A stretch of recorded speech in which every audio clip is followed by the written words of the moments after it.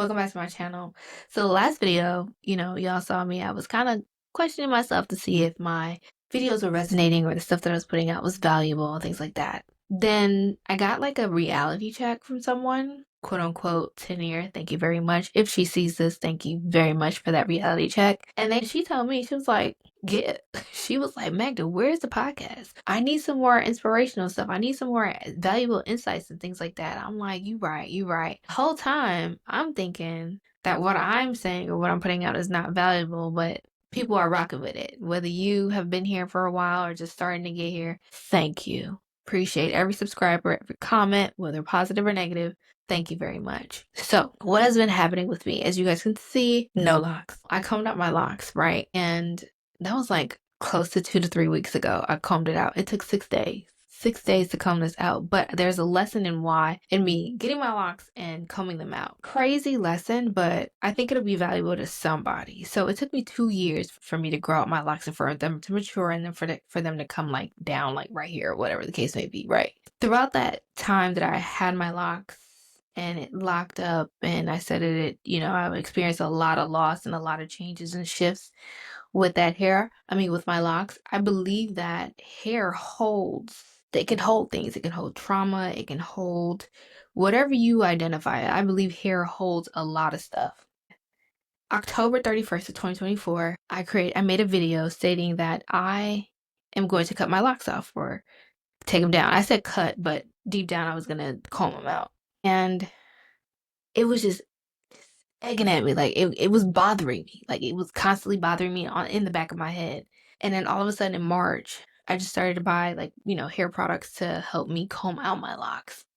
What took 2 years to grow took 6 days to take down. And as I was taking my locks out, I was shedding the losses that I had experienced in the 2 years that I grew out my locks. From the time that I got them done to from comb coils to having them baby locks, really, really short locks, to them being teenage, and then for them being, and then them turning into mature adult locks. I felt like that was my spiritual growth. The short, coils, thin locks, baby locks was me being born again. It was like me being a baby, having to relearn a whole lot of things. And then from the adolescent to teenage locks, not fully mature, but they were starting to mature. That was like I'm not a baby, but I'm not an adult. So it was more so of I know what's right from wrong and I know what I have to do,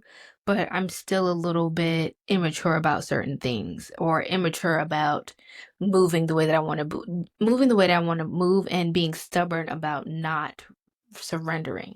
When I got to the mature locks, I realized all of that I went through was for me to put myself in a position to move forward with wisdom. So the mature locks kind of represented the wisdom that I've gathered when I started my locks, to adolescent, to teenage, to maturity. And then as I was taking them down, I was shedding all of the things that I lost.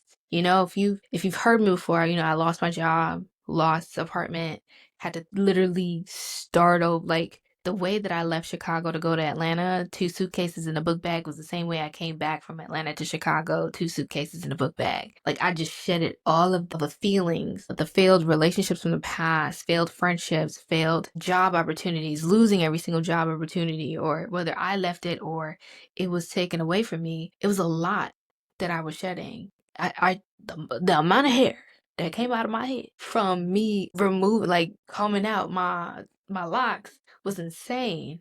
But at the same time, it felt light. It felt like a new beginning. It felt like the woman that I'm supposed to be has a certain look. I'm not saying that my locks aren't beautiful. I'm not saying that people with locks are not beautiful, but for me in particular, there's a certain image that I have in my mind for me and how I want, and how this woman that is emerging wants to look and and the impression that she wants to give on people, right? So with that being said, this is really gonna be a very, very short video, but I liked it. I liked the shedding, the patience that I had, the patience to grow those locks, and the patience to take it out were two different types of patience.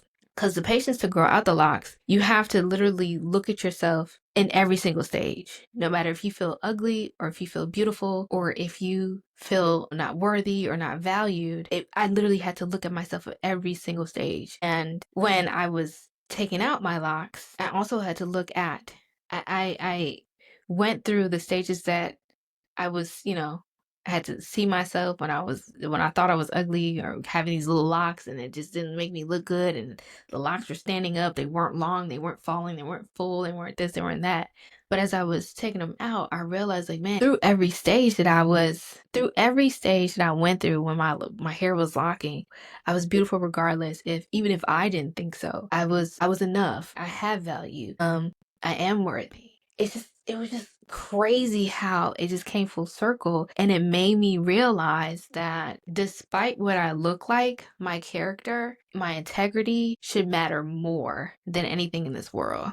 Please don't forget, I'm still slightly petty. We working on it. But at the end of the day, it was a very beautiful process. Tiring, I will say that. Combing out your locks can be tiring. I didn't even go to the gym that whole week because there's no way. But it was a beautiful process to see the shedding of the old me from birth until, from like newborn until adult, and then coming into the woman that I've always wanted to be and was supposed to be. I hope that makes sense. But I just want to say, if you are in a moment in your life where you're experiencing so much loss, you don't know where to go, left or right, you're always constantly starting over. Life has its ebbs and flows, but I will tell you this. Although I don't have everything that I want right now lined up, I know that it's coming. And what I want to tell you is to persevere. Do your best to persevere. Yes, cry it out, scream, shout, do what you got to do. Eventually, you're going to have to surrender to it. And you're going to have to surrender to knowing that this is not what's happening to you is for your betterment. It's not to harm you or make it worse. Understand what I'm saying? I have the Bible verse. I'm not Christian, but I do have the Bible verse, Jeremiah 29:11, on my wrist. And it makes sense. I don't know the Bible verse for word. You can judge me if you want to, but it's like I know it says for God, something about God having the plans for you and he's not here to harm you and stuff like that. I'm paraphrasing, okay? Because I know some Christian gonna come up and be like, you don't know it, but you got it tatted. Shut up.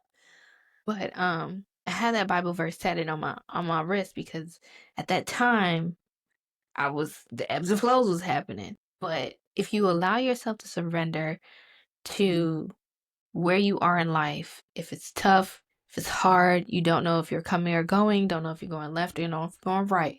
I live by this, and I had to learn this. Surrendering to it and surrendering in that moment and surrendering to not knowing what's going to happen will give you the peace that you're looking for. Sounds crazy as hell, but I promise you, it's one of the best things that you can do for yourself. And as you surrender, you start to put one foot in front of the other and you start to move forward. There will be things and roadblocks still coming your way, but surrendering and when you move with peace and wisdom, you're no longer asking the question, why me?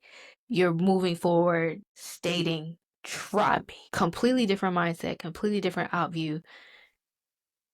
And it will turn your perspective on your troubles. And then you will move forward like, bitch, ain't no way you could take me down because what I just came from, this ain't shit. With that being said, when it comes to the end of the video, sometimes I really be dropping gems in my stories on Instagram. So if you want to follow me on Instagram at @magda_, go ahead. I do be dropping some gems in my stories on Instagram though, for real. I'm gonna see if I can like infiltrate it over to my shorts and stuff like that and not overthink it. But anyway, we rambling. So we're at the end of the video. I hope y'all enjoyed this. I will see y'all next time. Don't forget to subscribe, like this video, comment if anything resonated with you. Also follow me on Instagram at @magda_, and I'll see y'all soon. Peace. Okay, that's enough.